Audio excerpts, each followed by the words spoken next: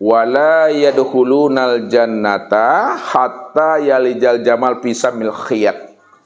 Tidak mungkin, tidak bisa, tidak layak, tidak pantas, haram bagi dirimu untuk bisa masuk ke dalam surga aku. Hatta yalijal jamal fi samil khiyat, sehingga onta bisa masuk ke lubang jarum. Mungkin rasanya Bapak Ibu, unta yang di Arab tuh bisa masuk ke lubang penjahit. Penjahit tahu? Penjahit? Penjahit? Lubang jarum. Awak matu-atu banangnya payam tak tolong ke cucu dah. Kan gitu tuh. Aiku unta Arab tuh perlu masuk ke lubang tuh. Lah kan mungkin rasanya tuh. Kalau tak mungkin, jangan menghayal-hayal masuk surga tuh Tuhan. Jangan menghayal-hayal masuk surga. Tapi kalau mungkin rasanya menurut kita, onta yang di Arab itu bisa masuk ke lubang jarum, ada harapan bisa untuk masuk surga. Tapi kalau tak mungkin rasanya, itulah haram noji itu. Dah ada harapan dah. Ya, bahasa Namiang sila di neraka tu le. Le itu bahasa Namiang. Dah tahu. Bahasa Namiang tu. Maaf artinya. Parti. Diam aja. Diam aja di situ lagi. Diam aja lah di situ lagi itu. Kena tak tahu lagi itu. Itu yang sendiri itu. Ya. Pokoknya Bapak Ibu kalau nak ngerti bahasa Ustaz, diam-diam saja. Kalau tidak, anggap je lah ngerti gitu. Ya kan? Ya. Karena Ustaz tak pandai bahasa Cane, makanya Ustaz bawa bahasa Minang. Biar Bapak Ibu bisa ngerti bahasa Minang, kan Ustaz terjemahkan nanti. Ini sambil mempopulerkan bahasa Minang nih. Biar nanti orang katatannya ini pandai bahasa Minangnya. Ya. Ayah diam. Tak bisa masuk surga, ya. Kalaulah memang bisa onta masuk ke lubang jarum, itu ada harapan. Tapi kalau tidak ada onta itu bisa masuk ke lubang jarum, itu jangan ada menghayal untuk bisa masuk surga. Itu sebabnya apa? Karena kita ini menolak akan wujud nyatanya Allah itu yang ada semata-mata. Sebenarnya apa yang menjadi penghalangnya itu Bapak Ibu? Ini kita baru masuk nih. Tadi agak digenjot sedikit, agak dipres betul. Mesinnya kan dipanaskan dulu. Agak pandang-pandang lalek kemudian turunkan. Rupanya yang menjadi penghalang kita, sulitnya hati itu merasakan kehadiran dan kedekatan Allah itu tiada lain adalah hati yang ada di dalam dada. Apa kata Allah? Wa'lamu annallaha yahulu bainal mar'i wa qalbihi wa annahu ilaihi tuhsyarun. Ketahui wahai jantung hatiku. Begitu Allah menggunakan bahasa bermanja-manja itu dengan kita. Ketahui wahai jantung hatiku, wahai belahan jiwaku, wahai pancaran diriku. Sesungguhnya antara dirimu dengan aku tidak ada namanya pembatas. Tidak ada namanya tembok, tidak ada namanya dinding, tidak ada namanya tirai. Siapa yang mengatakan antara dirinya dengan aku ada tembok, ada batas, ada dinding, ada tirai, sebenarnya yang menjadi tembok dan tirai antara dirimu dengan aku itu adalah hatimu yang ada di dalam dadamu. Apa maknanya? Apabila hati kita ini dipenuhi dengan penyakit nipak-nipak batin. Nipak batin tahu artinya, Bu? Penyakit batin, penyakit hati. Penyakit hati itu, ya, ujub, takbur, dengki, sombong, sok-sok, onge, gibah, namimah, sok ganteng, sok rancak, sok lebay, sok-sok lah tuh. Atu batu licin tuh. Itu batu panaruang tuh. Itu hijab. Makanya bersihkanlah hati itu supaya hati ini bisa bermi'raj kepada Allah. Bisa berjalan untuk menemui Tuhannya. Karena orang yang bisa menemui Allah diri yang maha suci adalah orang yang bersih pula hati dan jiwanya itu. Tak mungkinlah Allah yang maha suci itu ditemui oleh orang yang hatinya kotor. Mungkin rasanya Bapak Ibu membersihkan kain, membersihkan baju, celana dengan air yang kotor. Anak kan pada bersih itu. Nah, jadi pagi menjelang siang ini Bapak Ibu, kita akan mencoba membuka rahasia hatinya Bapak Ibu, supaya Bapak Ibu berhati-hati.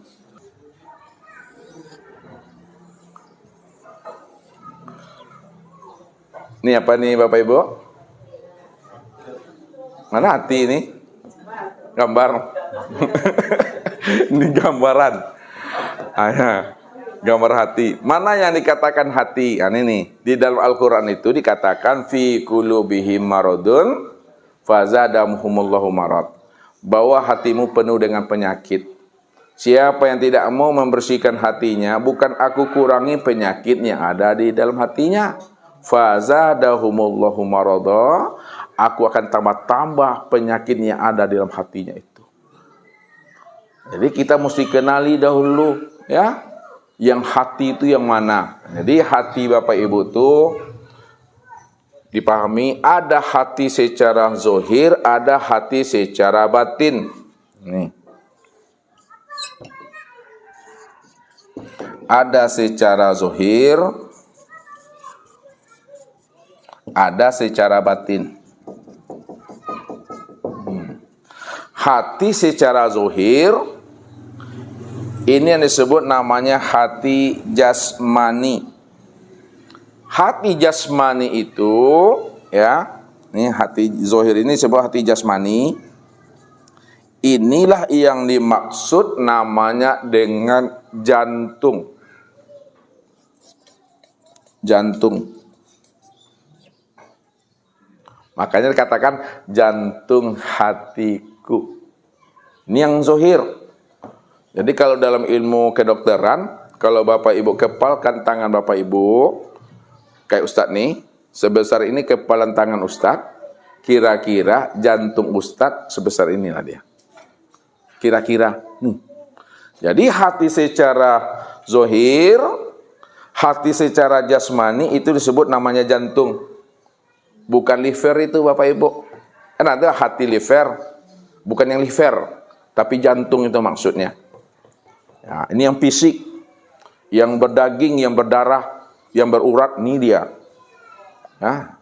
Hati secara batin disebut namanya hati ruhani.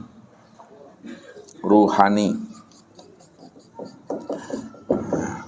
Yang ruhani itu tidak berdarah dan tidak berdaging.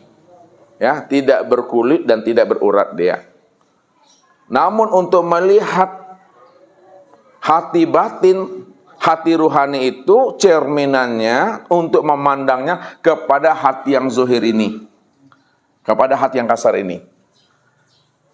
Lalu apa penyakit yang ada di dalam hati ruhani itu yang kita gambarkan dalam bentuk hati jasmani yang disebut namanya dengan jantung. Nah, kita lihat bagiannya masing-masing. Yang di bawah ini Bapak Ibu nih, ini namanya lubban. Hati lubban namanya. Lubban. Sedangkan yang sebelah kiri ini namanya hati sudur.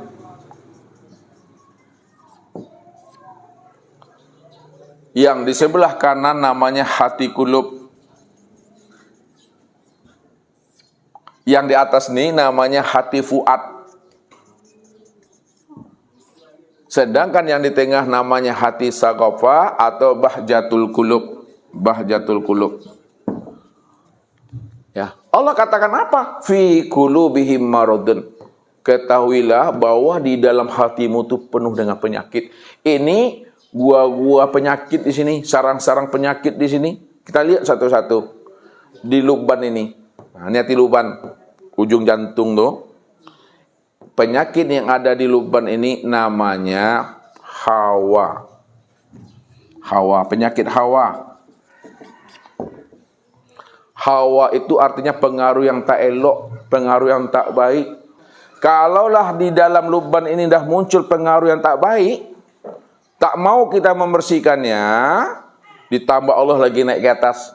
Di dalam sudur ini muncullah namanya dengan nafsu. Hawa, Nafsu. Nafsu itulah yang dikatakan keinginan yang tak elok, keinginan yang tak baik. Ya, itu disebut hawa nafsu. Makanya Allah katakan, wala tatabil hawa fayudillaka an sabilillah. Janganlah kamu sekali-kali mengikuti keinginan hawa nafsumu, karena hawa nafsu itu akan menggelincirkan kamu daripada jalan Allah. Jadi kalau bapak ibu bangi lah itu, parabo, berang, marah, pemarah, jangan bapak ibu dengarkan amarah itu. Kalau didengarkan amarah itu, ya, terlempar anak itu dengan pisau, terlempar anak itu dengan kuali, terlempar anak itu dengan piring, nanti kena tikam orang gara-gara. Jangan didengarkan amarah itu, jangan diikuti amarah itu. Bawa diam, lengah-lengahkan, istighfar, astagfirullahaladzim. Makanya kata kawan, sakitnya itu bukan di sini, tapi di sini, di sini, di sini. Tuh, jangan didengarkan itu. Kalau didengarkan berbahaya bapak ibu. Ya, diikuti keinginan nafsu itu, kadang terpandang wajah menantu itu 3 gambarnya. Iya, selalu diperhatikan, keluar tanduk-tanduknya, baru nampak taringnya itu. Jadi jangan diikuti keinginan dorong hawa nafsu itu. Nah, kalau tidak juga diindahkan bapak ibu, ditambah lagi Allah penyakit di dalam kulub ini, muncullah namanya penyakit cinta dunia atau hubud dunia. Cinta dunia. Nah, kenapa? Karena keinginan sudah tidak terbendung lagi, ya. Ketika keinginan tidak terbendung, lalu apa menjadi keinginan nafsu kita dapatkan? Apa kata Rasul?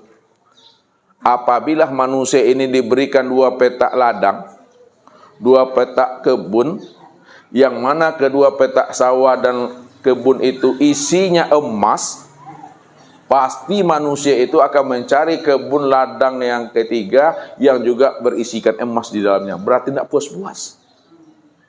Hatta zurtumul maqabir, sehingga besok dia akan dikubur orang, besok dia akan dimandikan orang, dia juga nggak sadar tuh. Ya, mengawi isi tarui, mengamen juga tarui.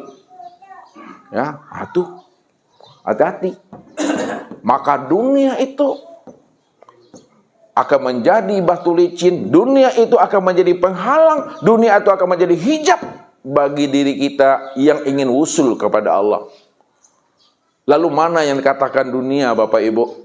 Nah ini Ustaz tanya loh, bapak lagi nih, ini nggak tinggi sedikit. Yang dikatakan dunia yang mana pak? Dunia lain. Yang dikatakan dunia yang mana? Lihat, yang dikatakan hakikat dunia yang sebenar-benarnya bukan alam semesta ini. Ya, ini kita bicara hakikatnya. Yang dikatakan dunia adalah sesuatu yang membuat bapak ibu lupa dan lalai kepada Allah. Itulah dunia tuh. Ya, sesuatu yang membuat kita lupa, lalai, ingat Allah, itu adalah dunia.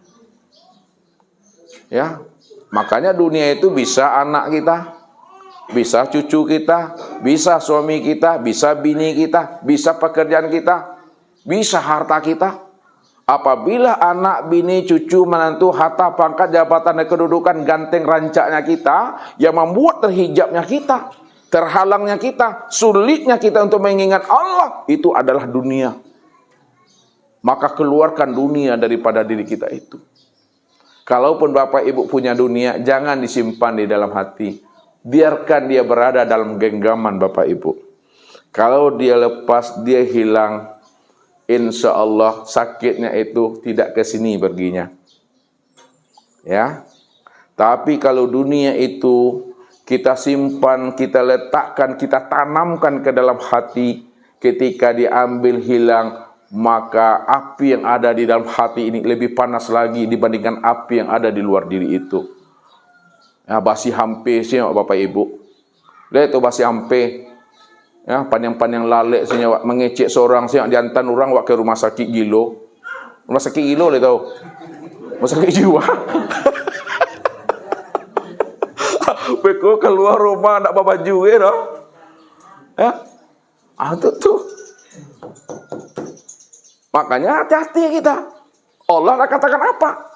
Innal hayatad dunya la'ibun wa lahun wa mal hayatud dunya illal mata'il gurur.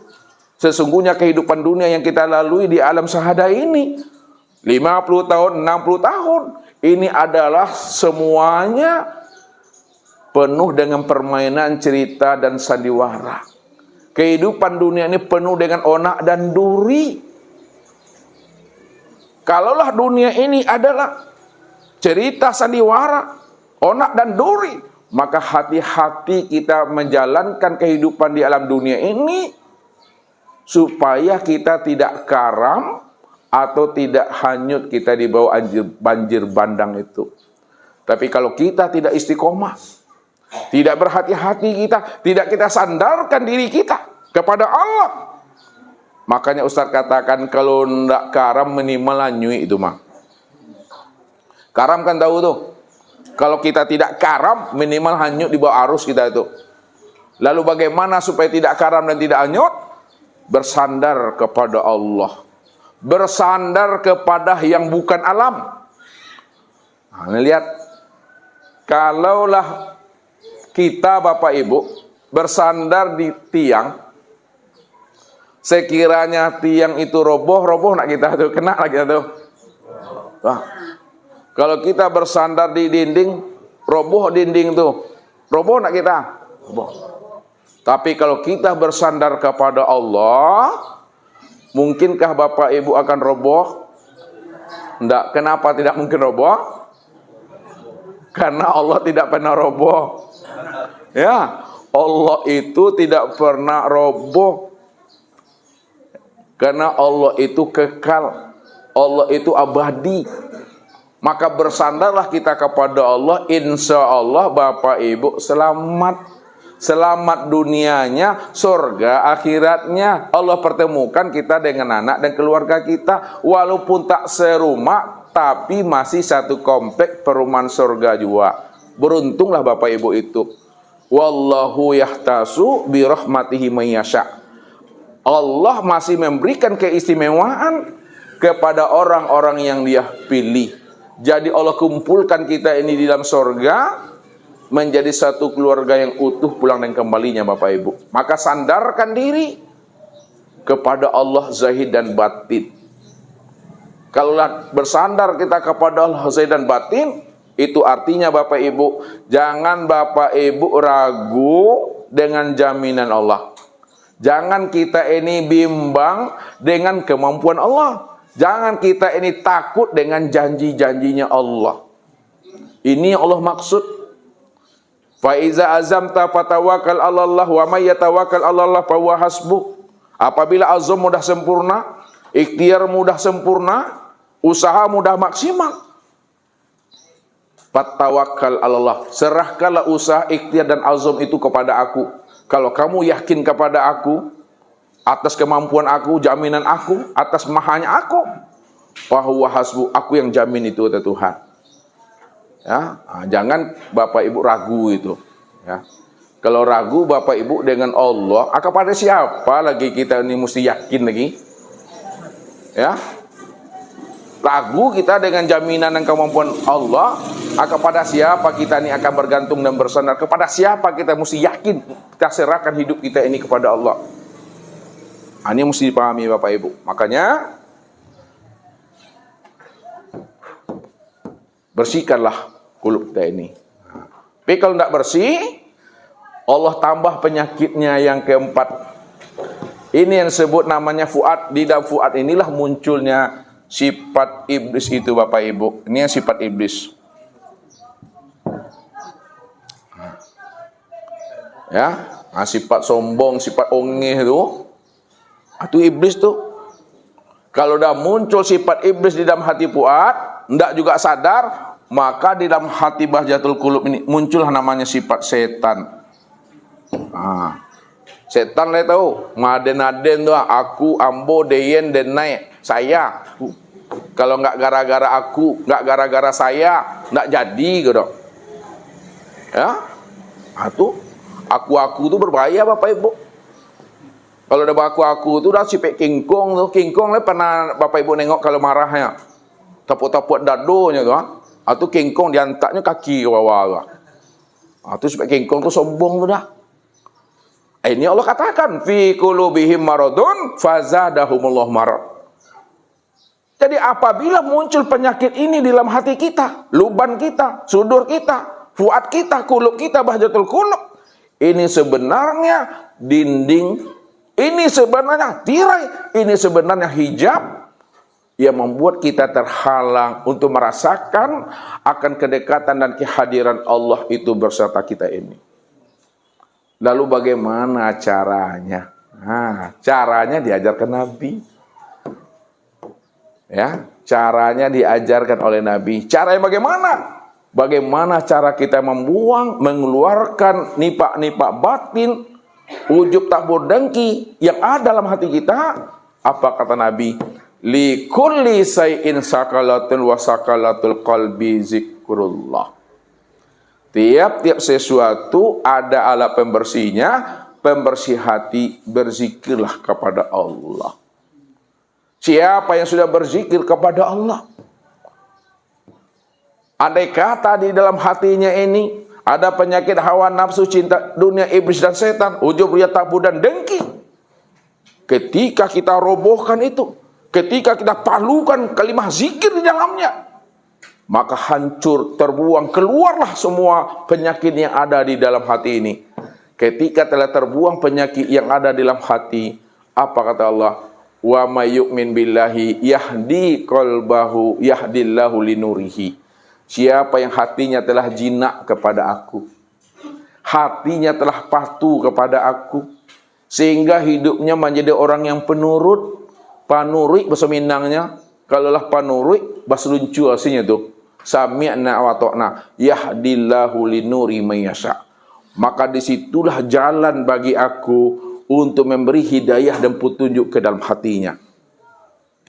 Apa buktinya bahwa hati Bapak Ibu telah mendapatkan hidayah dan petunjuk Allah? Ada buktinya tuh.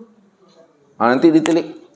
Bukti hati Bapak Ibu kalau sudah mendapatkan nur, sudah mendapatkan hidayah dan petunjuk, apabila hati ini telah mendapatkan hidayah dan petunjuk, hati ini selalu akan menyuruh lisan kalau bicaranya yang baik. Hati apabila telah mendapat hidayah petunjuk, dia akan menyuruh mata memandang kepada yang baik. Hati kalau sudah mendapat petunjuk, dia akan menyuruh telinga dengarkan yang baik. Hati kalau sudah mendapat petunjuk, dia akan menyuruh akal berpikir yang baik. Hati kalau sudah mendapat petunjuk, dia menyuruh tangan dan kaki meraih dan melangkah kepada yang baik. Tapi sebaliknya, bukti hati tidak mendapatkan hidayah dan petunjuk.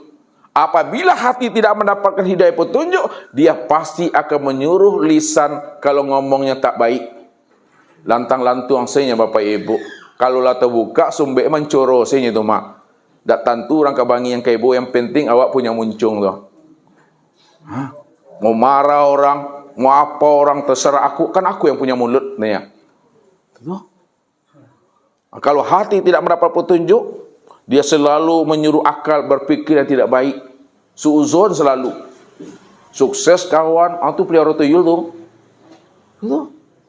Beli rumah orang, sudah tuh pingsan. Beli oto, mati sudah tuh leh. Itu hati itu karena apa petunjuk tuh. Makanya hati kita ini, ya, toobanya sama seperti cerek, Bapak Ibu. Cerek tahu? Apa tuh cerek itu dah? Teko. Nih lihat. Hati kita ini ibarat teko, cerek. Cerek. Teko. Ya, kalau di dalam teko ini Bapak Ibu, kita isi namanya air kopi. Pada saat kita tuangkan pada wadah gelas, maka yang keluar adalah air kopi. Iya gitu Bu ya?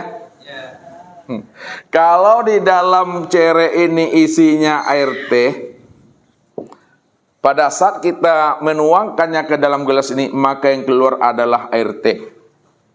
Tidak mungkin, ini tidak mungkin, kalau di dalam cere itu air kopi, pada saat dituangkan keluar air teh. Kalau di dalam cere itu, ya, isinya teh, tidak mungkin keluarnya adalah kopi. Karena cerek dan teko itu dia mengeluarkan apa yang ada di dalamnya. Hati kita ibarat cerek dan teko itu. Maksudnya, kalau hati kita selalu kita palukan, selalu kita hunjamkan, selalu kita tanamkan kulima, subhanallah.